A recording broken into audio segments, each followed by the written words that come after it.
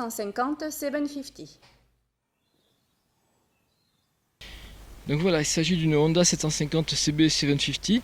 Donc cette moto n'a rien de particulier, si ce n'est qu'elle est l'héritière d'une série très célèbre chez Honda qui a été initiée avec la 750 Four.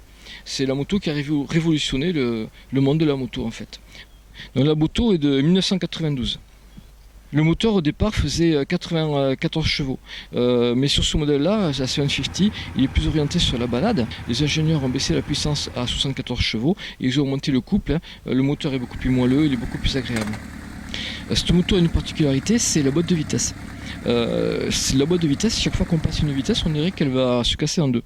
Elle est incroyablement bruyante et elle saute dans tous les sens, mais ça semble être comme ça parce que finalement la fiabilité est là, il n'y a jamais aucun problème.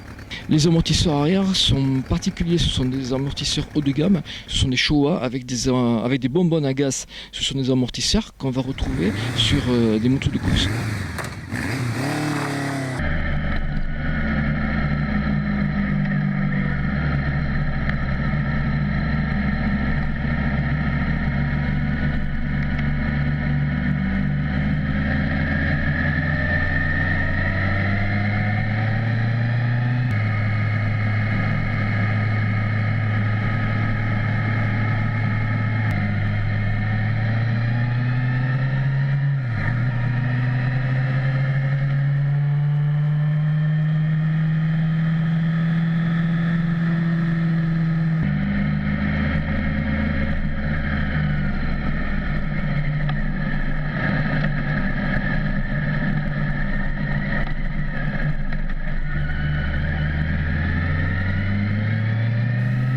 Cette moto en particulier présente un intérêt, c'est qu'elle a été reconstruite. Le propriétaire l'a récupérée dans un état, on va dire, lamentable. Elle était pleine de chocs, elle était tombée plusieurs fois. Et donc elle a été entièrement reconstruite, démontée, refaite. Et on va retrouver, bien entendu, sous un aspect qu'on pourrait penser être d'origine, beaucoup de pièces qui ont été transformées et refaites pour ce modèle-là.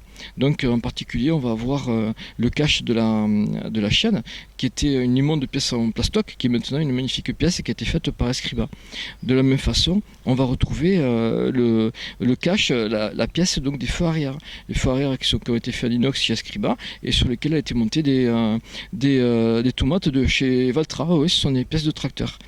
Sur la fourche avant, on a des soufflets de chez Triumph, de Triumph